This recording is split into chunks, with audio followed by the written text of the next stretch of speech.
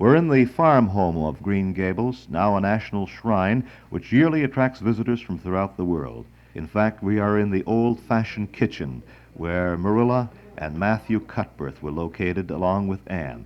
Mr. Wilfred Pickering is caretaker and overseer, along with Miss Woodside and also Mrs. Pickering, and a staff of people who, throughout the season, are here manning this lovely old place.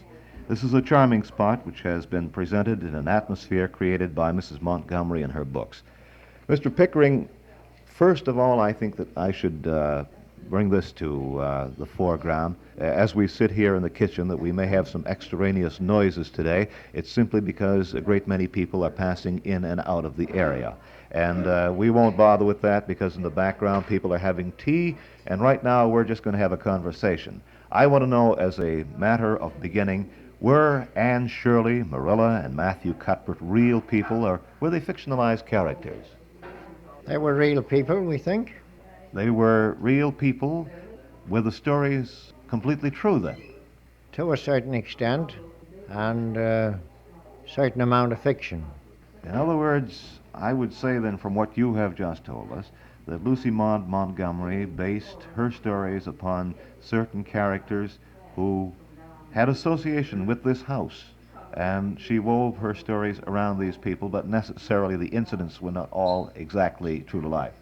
Oh, I think that's right, that she visited here a great lot as a little girl, and then when she went to write her book, this was the house she named Green Gables in 1900, and took for three of her main characters the people that were living here, gave them a fictitious name. From a time standpoint, when were these stories supposed to have taken place? You say around 1900? Around 1900. She wrote her first book between 1900 and 1903. It took 5 years to get a publishing company to publish it. It was published first in 1908. This led actually to a series of books afterwards. Yes, she wrote 23 books. There's still 22 published. Today, Green Gables has become international in fame, but I'm sure that this didn't, of course, happen overnight. Initially, when the Anne stories became somewhat in prominence, people were attracted to this territory, and although this was not a visiting shrine as we know it today, people did start coming here. Oh, yes, from the time Matthew and Marilla Cuthbert were living here, it was a great place for anybody traveling in those days with horse and wagon to go and have a meal or stay all night.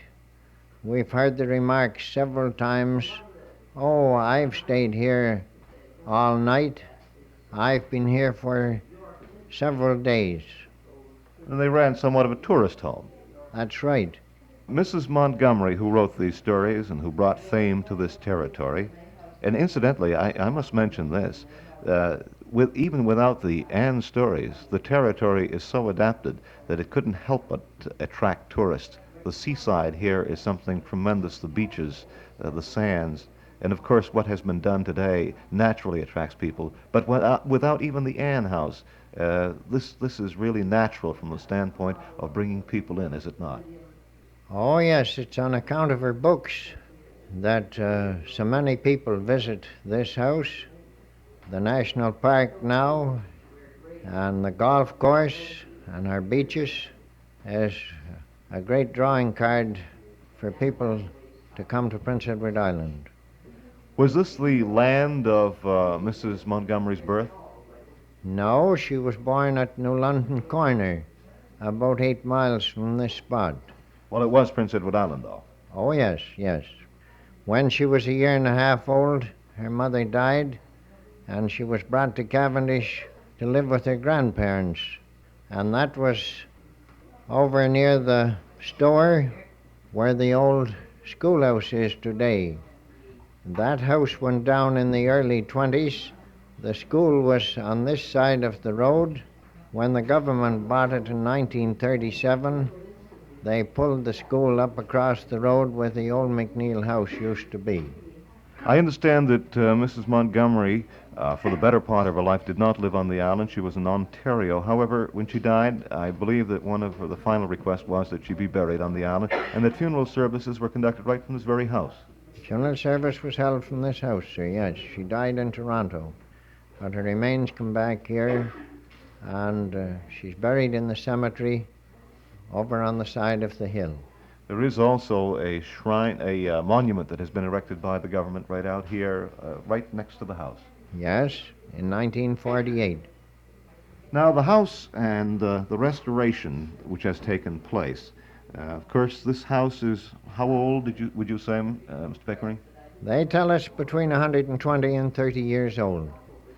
A house old as this requires some upkeep, and in a sense, restoration has taken place under the guidance of the Canadian government. And I know you can tell us about some of this. For instance, a very interesting story was concerning the foundation of this. Yes, there's been a new foundation put under this house in this last few years, and it's been restored practically all over and is in wonderful shape today. Some changes were made, however. I wonder from the physical standpoint if you would tell us about over in this area. I'm sitting right now, the old-fashioned pump is here. In a few minutes I want to crank that pump and let the water flow from it. But can you tell us about what physical changes were done right here in the kitchen? Well, years ago they tell us where our pantry is was a back porch, and where one window is there was a door that went out to the farm barns, which was about where our clubhouse is today. Where the flagpole is was where the pig house used to be, and there was a partition through the kitchen, making it a little smaller than it is today, and it was called an inside porch. Now, this, of course, has made the kitchen itself much larger than it was in the days of Matthew and Marilla Cuthbert. Yes. And one of the facilities that you have around here, of course, is this. In addition to the house itself, there's also a gift shop, and you have the small tea room. And during the season, I understand that you serve tea on the grounds out here. And this has had a lot of interest, and I'm wondering if you'll tell us about some of the areas that this attracts people from. Well, I think the tea room means a great lot to our tourists.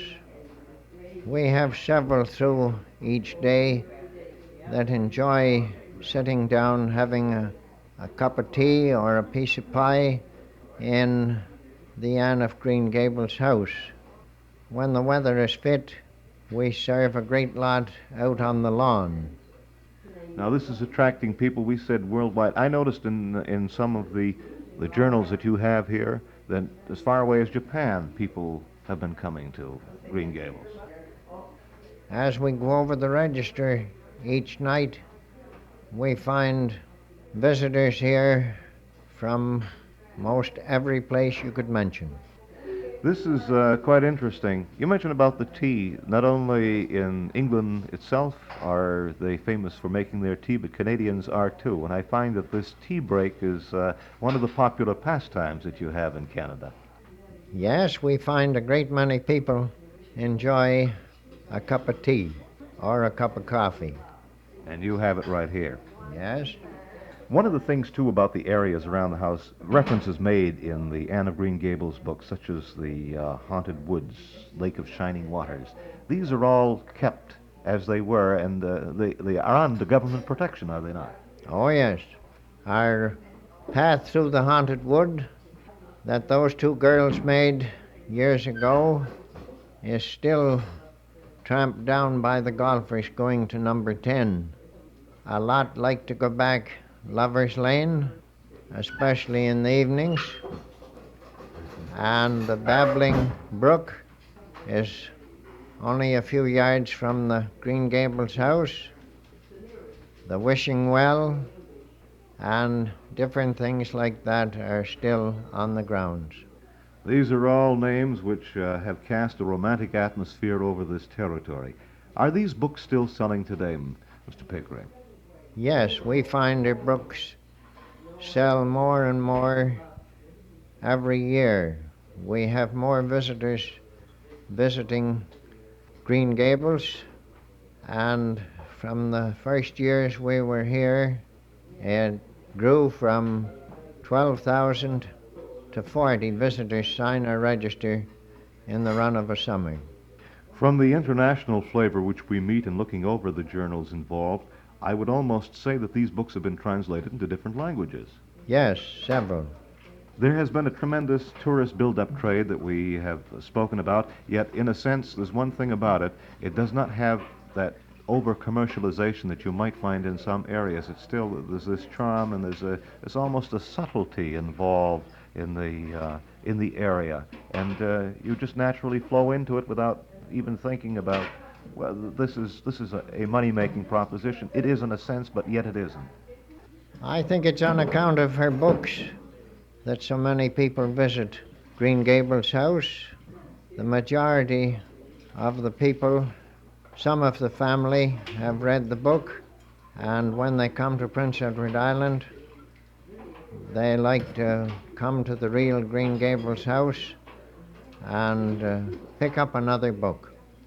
One of the Green Gables sounds that we want to hear. I wonder if you would give that pump a few cranks on the long handle, and we'll get the sound of the water as it comes through.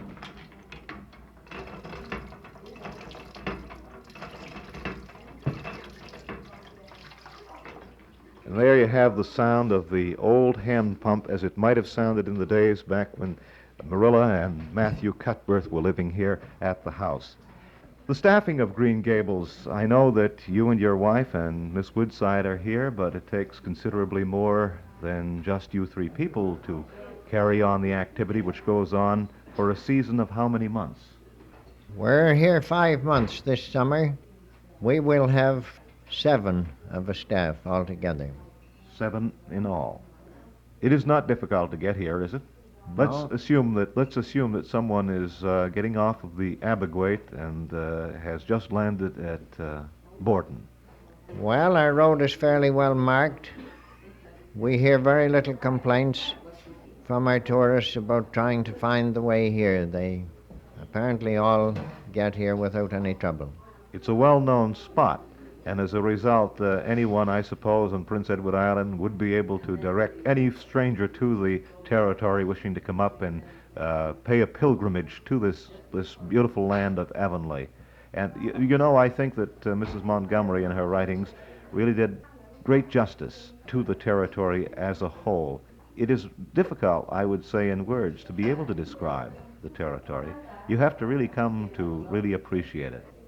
We want to thank you very much, Mr. Pickering, for discussing with us some of the background on Anne of Green Gables. I know you're going to have a successful summer, and if we can bring a few more people down here, I'm sure the word will be passed on from mouth to mouth, and that you'll glean from a great many other people getting to know this land, not only through the books, but actually coming here. Perhaps that'll induce people to read the books who had never read them. Well, we're only too glad to have our visitors come here and try to show them around and tell them as much as we can about this Green Gables house. Our visitors appear to enjoy it very much. Thank you very much. Our location has been in the seaside, countryside location of Cavendish and Prince Edward Island, and we've been visiting the territory of Avonlea, made famous in the books by Canadian authoress Lucy Maud Montgomery, and immortalized through the series of books beginning first with the Anne of Green Gables series. This has been a special broadcast of Your Main Attraction.